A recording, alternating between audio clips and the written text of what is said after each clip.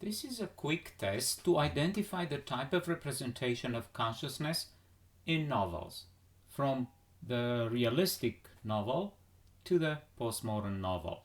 This is one of the most difficult issues when trying to discuss novels, and it's often quite misunderstood. I devised this test as a battery of 7 questions, and you go through these questions and you just answer yes or no.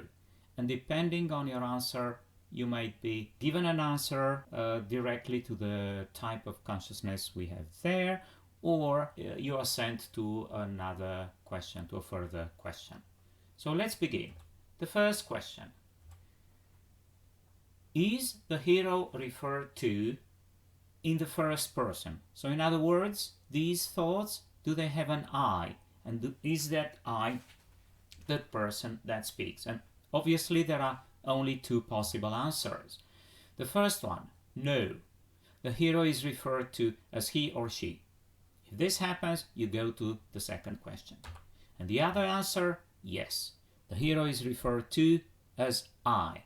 In that case, you go to Q4. Let's go on.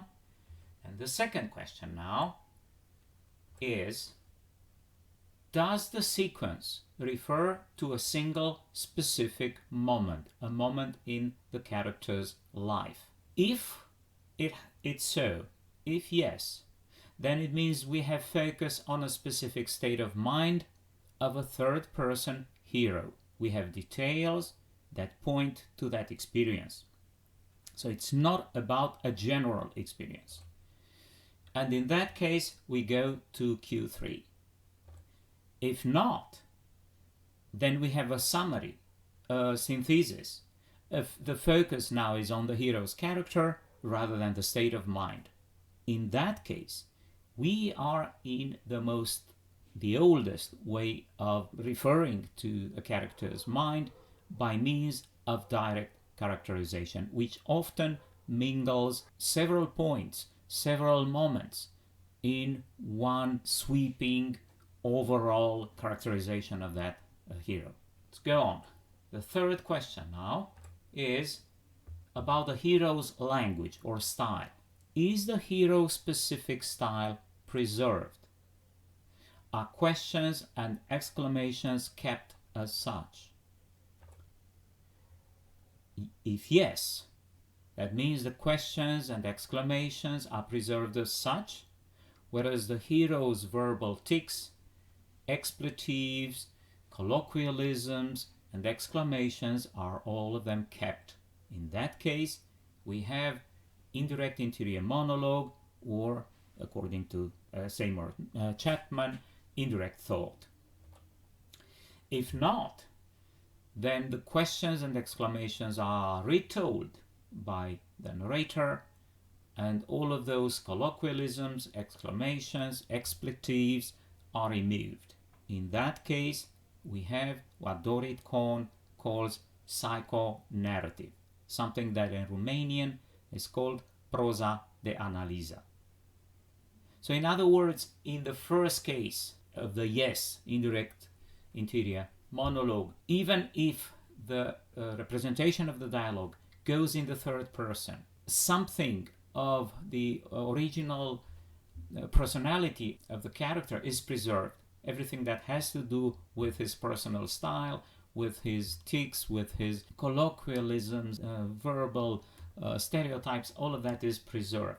Generally, in that case, the tense in this interior monologue is shifted to the past to stay in sync, synchronized with the text of the narrative of the rest of the novel. This is also the case in the second case, that of the psychonarrative. There too, generally, the tense which is used is a past tense. Okay, now the fourth question is, are thoughts quoted? In other words, are the character's thoughts put in quotation marks? Here we are already on the territory of thoughts that are attributed to a person that speaks in the first person. So if yes, if thoughts are quoted, then we have direct interior monologue, or what Seymour Chapman calls direct thought. It's something that is very similar to direct speech. You know this from grammar, yeah? Direct speech, so dialogue.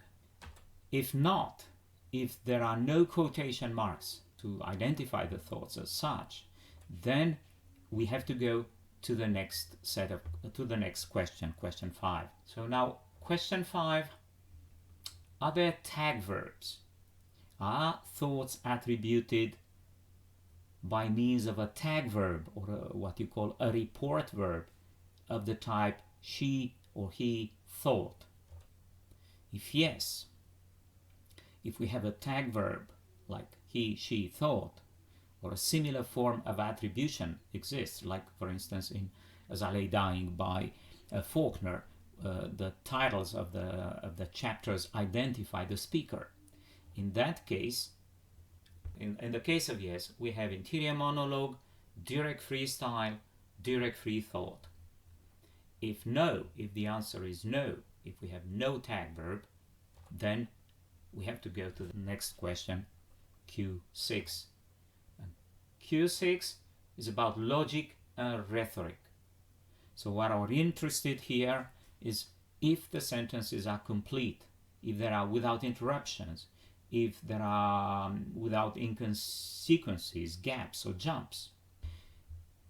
If the answer is yes, that means that even when imperfect, sentences still have some logic, or there is some rhetoric, there is some line of argument in them.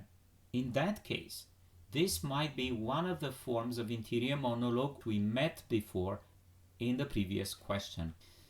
The interesting option is when the answer is no, because that is sending us to the stream of consciousness technique. If we wish to examine some subtypes, then we have to go to Q7. And this is the last question. Is there no punctuation? Okay, it's a question asked in the negative. It's a bit unusual, but the idea is, do sentences flow excessively long without segmentation? If the answer is yes, if in other words, there are no commas, no question marks, no exclamation marks, if the sentences are very long and topics flow one into the other, then we have what James Joyce called female monologue. And this is what you have in the final chapter of Ulysses in Penelope. If the answer is no, then we have probably short, segmented sentences, ellipses, sometimes missing verbs, and that is the other form of stream of consciousness that Joyce calls male monologue, and we have examples of that in Les Trigonians. So that would be my quick test to identify the type of representation in consciousness. It's of my own making. I simplified a few things, I skipped a few details, but I hope this is going to be working. Now, let's pick up a few exercises.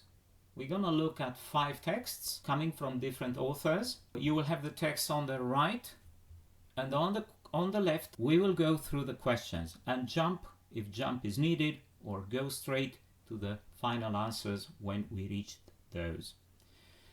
Okay, so here's the first text. This is from Middlemarch, a Victorian author. If I had not taken that turn when I was a lad, he thought, I might have got into some stupid draught horse work or another and lived always in blinkers. I should never have been happy in any profession that did not call forth the highest intellectual strain and yet keep me in good warm contact with my neighbors. There is nothing like the medical profession for that.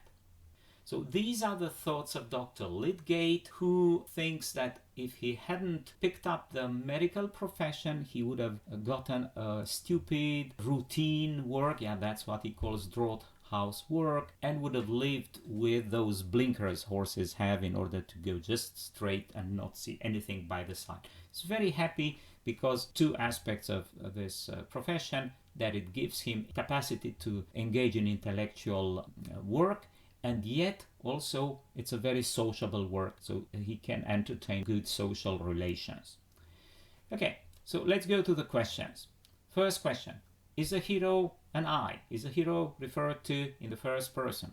The answer is yes. The hero is referred to as an I, and now you can see all in orange, all in yellow, all of the instances where we have I. I had not, I was, I might, I should have been, me, my, and so on and so forth. So now we go to Q4. Are thoughts quoted? So we have to look if there are quotation marks. Look at them. Quotation mark at the beginning of that thought, at the end of that, the beginning of the second, at the end of the last one. They are all circled in the text now. So the answer is yes, right? Thoughts are quoted. That sends us, okay, to the conclusion. What we have here is a direct interior monologue. Why is it direct? For the same reason, when we speak of direct speech, like in dialogue, we mean there is no intermediary, there is no screen between the character and the author writing down everything. So it's like a direct record, like a film or audio record of something. So we are in a situation of direct interior monologue. Problem solved. Let's go now to the second text. From Heart of Darkness by Joseph Conrad. Dash it all! I thought to myself, they can't trade without using some kind of craft on that lot of fresh water. Steamboats! Why shouldn't I try to get charge of one? And there was someone in me that thought, by Jove, this is the deuce of an adventure, something you need to read about. And if it's my first voyage, a second mate, and I'm only 20, and here I am, lasting it out as well as any of these men, and keeping my chaps up the mark. To give you a bit of context, that's the moment when the hero in Heart of Darkness, Joseph Conrad's Marlowe, has the idea of going into an adventure in Africa. So he thinks about the fact that the exploration is probably made on steamboats, and he thinks, because he has the qualifications, that he should apply for a job on a trip to Africa, because that's gonna be, by Jove, this is like an expletive, so by God, oh my God, yeah? This is the deuce of an adventure, so that's a hell of an adventure. That's a wonderful adventure. So he's very, very excited about this trip he might carry out in his capacity as a second mate. Yeah, a second mate, that would be his first voyage, so he can test his abilities as a sailor at the fresh age of 20 years. So he's very decided and excited to take that job. Again, we have to focus on the form. So first question, like always, is the hero an I? Is he referred to in the first person? And look at that. I thought, I try, my, I'm only 20, I'm lasting, my. So all of these written in yellow now, they all indicate that yes, the hero is identified in the first person. So then we have to go, as our test tells us, we have to go to Q4. Q4 says, are there quotation marks? And look at them, I put them in red. That means they are not there. 1, 2, 3. Everything I put in red, in pink, means it's not there. So basically, these inverted commas are missing. They are not there. So the answer is no. The chart tells us go to Q6. Now we go to Q6, Q5, sorry. Okay. Are there report verbs? And look at them. There are. I thought to myself, and there was somewhere in me the thought. Both of them, the first in a more obvious way, the second a bit indirectly, indicate or attribute those thoughts to a person. And so we have those tag verbs or report verbs. So where does this send us? Basically, this is interior monologue of the freestyle, direct freestyle. It's something that comes in parallel with the so-called free direct style in the transcription of dialogue, which is very simple. It's just a free direct style is just like direct style, only you remove the quotation marks. So that's all you have to do. So basically, if you look at this text, nothing much was changed. Basically, the character's colloquialisms are there, his exclamations are there, his questions, oh, steamboats, oh, why shouldn't I go to get charge of one? Question marks. Then also his expletives or his colloquialism, like by Jove, or deuce of an adventure, or even this keeping my chaps. These are marks of orality that help us identify much better what type of character we are dealing with. So the conclusion, therefore, is that we are in the presence of interior monologue, direct freestyle, or direct free thought.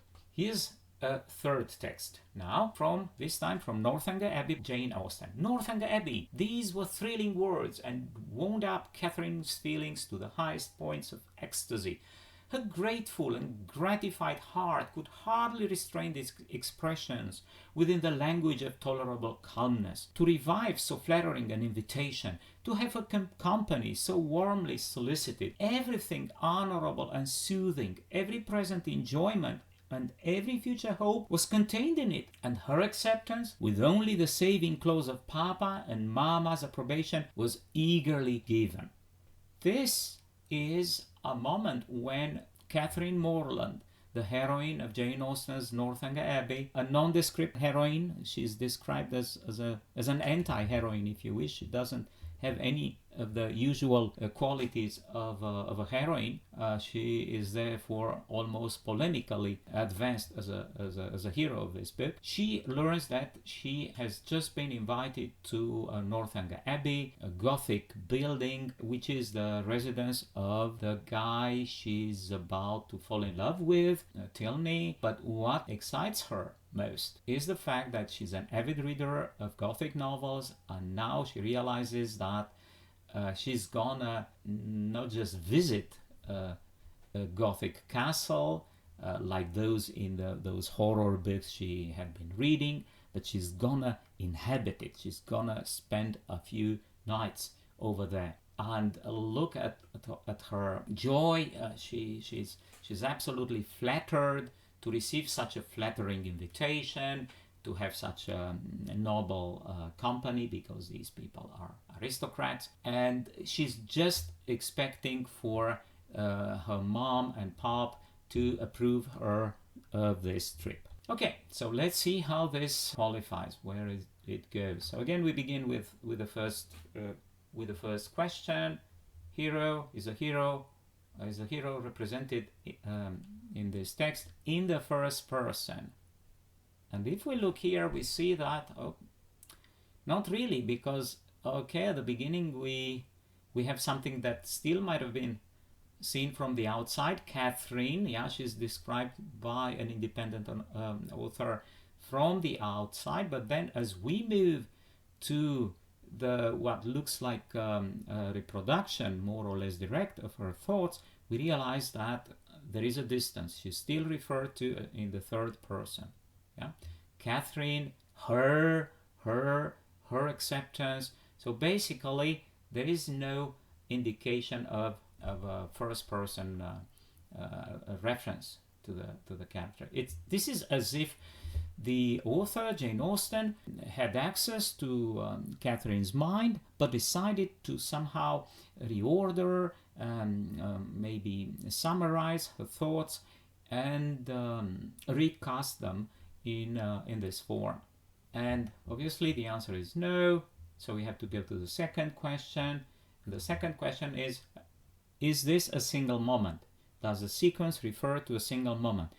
Why are we asking this question? Because there is a possibility to come across texts in which you have like a collection of several moments from the life of the character, which will end up with a psychological profile of that character. But that psychological profile is like an evaluation. It's not like a photograph.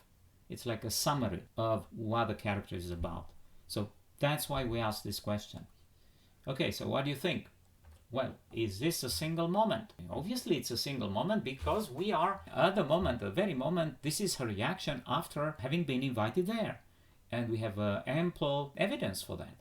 These were thrilling words. I mean, these indicates that the words are just fresh, had just been uttered. Then Catherine, feelings to the highest point of ecstasy. This is happening as a reaction to the invitation. And then her exclamations, to receive such flattering an invitation, which she just received. To have her company so warmly solicited. She was invited. Every present enjoyment. So all of these indicate that she is reacting to a unique moment in time. So yes, focus on a specific state, mind of a third person hero. And we have all of these details. So that means we have to go to Q3 for more question, one more question. And the question here is about the hero's language. Is the hero's specific style preserved? Are questions and exclamations kept? Now, if we look here, we see a few, at least 2 exclamation marks. Yeah, Northanger Abbey, to receive such a flattering invitation, to have her company so warmly solicited. These are excited exclamations. And then we have Papa and Mama, which are colloquial terms. They are not normally used in a more formal language. Bon. So, obviously, the answer is yes. The questions, exclamations are kept, and so are those colloquialisms like Papa and Mama. And that indicates we are in the presence of indirect interior monologue or indirect thought. I know we tended to identify indirect interior monologue mostly in Virginia Woolf. Some of you might have ended up with the conclusion that she invented this. Well, she didn't. As you can see, this text is preceded her by more than 100 years. A form of indirect interior monologue existed already in Jane Austen, but Jane Austen didn't use it all the time, whereas it became systematic in the case of Virginia Woolf. So now on to the 4th text. The 4th text is from Ulysses by James Joyce. Molly angry about her weight. And one of those kid-fitting corsets I want advertised cheap in the gentlewoman with elastic gores on the hips. He saved the one I have, but that's no good. What did they say? They give a delightful figure line 11 per 6, obviating that unsightly broad appearance across the lower back to reduce flash. My belly is a bit too big. I'll have to knock off the stout at dinner, or I'm getting too fond of it. The last they sent from O'Rourke's was as flat as a pancake. He makes his money easy, Larry, they call him. The old mangy parcel he sent at Christmas, a cottage cake and a bottle of hogwash. He tried to palm off as claret that he couldn't get anyone to drink. So that's a funny moment from Molly's monologue at the end of the novel, in which she's thinking about women's corsets, and she begins by remembering she saw this in the Gentlewoman, probably a magazine, with elastic hoops. And then she moves on to what seems to be like imperfect, partial reproduction of the advert in the magazine. Yeah, they say, that's the magazine, they say they give these corsets. They give a delightful figure line, and 11 per 6 are figures, I don't know, hips and breasts probably, obviating, so annihilating, yeah, eliminating that ugly outlook of the back, of the lower back of a woman, and reducing flesh. And from this, Molly jumps into her consideration about her own body. Oh, my belly is a bit too big, she says. And then she says, I'll have to knock off the stout. Stout is strong beer, which is drunk in Ireland. So I'll have to give up that beer, or I'm getting too fond of it. So I might become addicted to beer. The last they sent from O'Rourke's, which is a pub, so she probably ordered beer from a pub. You could do that even at that time, even if they didn't have Food Panda at the time. She says was flat as a pancake. So the beer was flat. The beer didn't have that foam. It's a cultural difference. In Ireland, people want their beers to have that foam. They call it and they call it a head. And basically, if the beer lacks that foam, spuma, then it's not good. And then she begins to think a bit about how easy this Larry, probably Larry or O'Rourke, makes his money in the pub. And then she remembers another moment when at Christmas he sent a little parcel which was miserable, absolutely pathetic, pitiful, which was a cottage cake and a bottle of hogwash. Hogwash would be the kind of water plus, I don't know, plus all kind of leftovers you give to pigs. Yeah, and that hogwash, which he tried to present as if it were French wine, claret, but obviously it was too bad and nobody could drink it. So that's kind of summarizing this thing. Okay, so let's have a look at the questions. So question number 1, hero is there an I. Do we have the first person? It's obviously, we have that, and I'm underlining them. I'd want, I have, my belly, I'll have, I'm getting. So all of these prove amply that this is the case. Yes, the hero is referred to as an I. And we move on now to question 4. Are thoughts quoted? So are thoughts put in quotation marks? Do you see any quotation mark? Obviously, none of them is visible here. So, and then we have to go to Q6. And there, the question is about grammar and rhetoric. Are sentences complete without interruptions, inconsequences, gaps, and jumps? Now, if I had to give you so much explanation about the shifting subjects of dialogue in this short text, obviously the answer is that there is no respect for rhetoric and for grammar. There are sentences that are not finished. There are sentences that intervene in the midst of something else. They interrupt one discourse, and I'm gonna underline them in a minute in pink. Okay, so look at them. For instance, elastic gores on hips. That seems to be like the description from the magazine. But then he says, he saved the one I have. I think she refers to a boil and picking up, I don't know, I think he picked up some of her underwear. I don't know, he's a fetishist maybe. That's no good. Then what did they say? She's wondering. Okay, she can't remember exactly the advert. And then when she interrupts lower on, she interrupts that advert with her observation that her belly is too big, and then she interrupts her discussion of her desire to give up beer by the fact that she's probably getting a bit addicted to it. And then she's interrupted the moment when she remembers that the last beer she got from O'Rourke was very bad.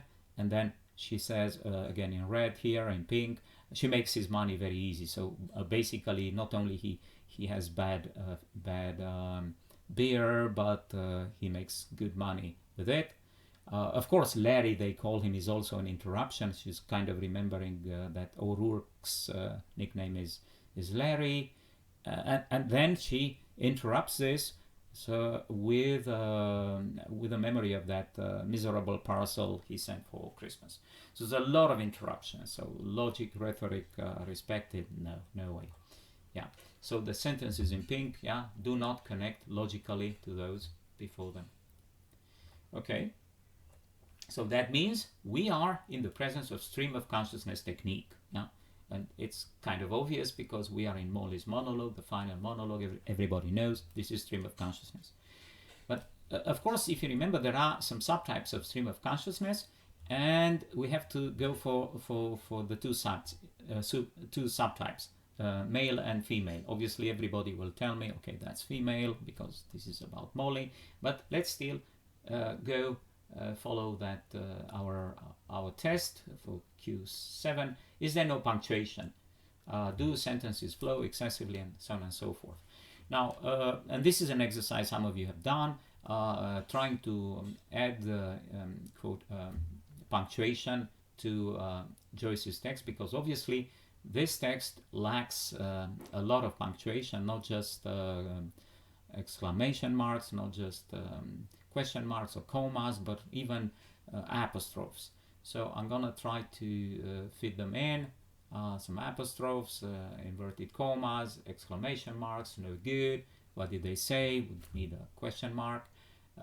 They give a delightful figure line. obviating that unsightly broad appearance. That could be a quotation from the magazine. My belly is too big, exclamation. And then he makes his money easy, maybe an exclamation. Larry, they call him. That could be put between brackets because she's just remembering this. And then maybe also this one, he tried to palm off as claret, could be either put between dashes as I did here, or between inverted brackets. So obviously the punctuation is not there. Okay, and that yeah, so no commas, no question marks, long sentences and everything. So this is female monologue, and this solves our question, stream of consciousness of the female monologue type. And the last text I picked up for you is, I think it's easier. It's from Sons and Lovers by D.H. Lawrence. And it's a moment when Paul wonders at Miriam's family. Many of you would expect this to be some form of interior monologue, but you're going to see this is a bit different. So don't expect authors who are modernists to only go with interior monologue or stream of consciousness, and only the authors of the past use, I don't know, psychonarrative or some other technique of the past. Okay, so the text is this. The mother sat in silence, suffering like some saint out of place at a brutal board. It puzzled Paul. No, he wondered vaguely why all this intense feeling went running because of a few burnt potatoes. The mother exalted everything, even a bit of housework, to the plane of religious trust. Paul was just opening out from childhood into manhood. This atmosphere, where everything took a religious value, came with a subtle fascination to him. There was something in the air. His own mother was logical. Here, there was something different, something he loved, something that at times he hated. This is something a lot of us went through when we got our first friends and got invited over. It's comparing our family with somebody else's family. And this is the moment when Paul comes to meet more in depth Miriam's family. And the scene happens after Miriam managed somehow to burn some potatoes, and the discussion that followed was so intense that Paul is wondering about the differences between his own family and this one. Yeah, and remarks that Miriam's mother exalted everything, even the burning of some potatoes, as if it were a matter of religion, very important. He was fascinated with this.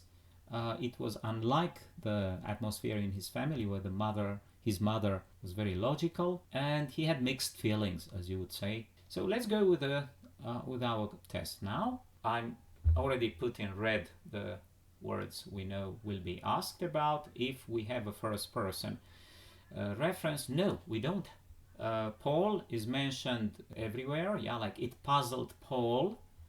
It's not it puzzled me. He wondered vaguely. It's again third person. Paul was opening from childhood into manhood. Again third person. Fascination to him, his own mother. So everywhere we have this third person address. So we have to go to Q2. Is this a single moment? I guess this is so obvious, yeah, because we have those clear references to the moment of burning those potatoes. This intense feeling went running because of a few burnt potatoes. Yeah, so that's the trigger. Even if some of the thoughts lower on are a bit more general, when he says something, there was his own mother was logical. Obviously, this is the result of observation. Or Paul was opening from childhood into manhood. So some of the observations here are of a more general nature, but the moment evoked here is the moment that followed that the burning of those potatoes and the mother sitting in the kitchen suffering, and the comparison with a saint out of place at the brutal, it would be like a rudimentary table. Yeah, this is a farm and they have a table, a kitchen table that is not very fancy. It's probably rather primitive. So we go to Q3 now. The question, hero's language. We have to look if the hero's specific style is preserved, if questions and exclamations are kept.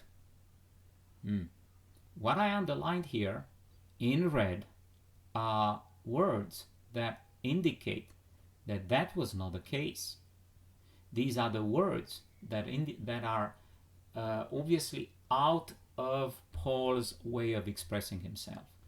In a very literary style, these are observations that are analytical, that bear the hallmark, the mark of the author, who is pretty much explaining to us Paul's thoughts. Yeah, like some saint out of place. It's a very striking simile, comparison. Then he wondered vaguely. Generally, adverbials like this indicate an authorial intervention. The author wants to make sure we understand all the nuances. The mother exalted. Again, that's not a very usual word. You don't use it all the time. We don't use it in our everyday speech. To the plane of a religious trust. Again, that sounds very literary. Where everything took a religious value. That to me also sounds a bit religious, subtle fascination again. So I think it's quite obvious that instead of an authentic transcription of Paul's thoughts, what we have here, we have a summarizing, a rendering, if you wish, a paraphrase with all kind of marks of nuance that come from the author. So this literary style indicates is the marker of the psychonarrative. You find this a lot in Romanian authors of the interwar period, like Hortensia Papadobengescu and to some extent Camille Petrescu. So that was my battery of tests. I hope this is going to help you get an idea of how to do that in the future. So psychonarrative, as I said, and thank you for watching.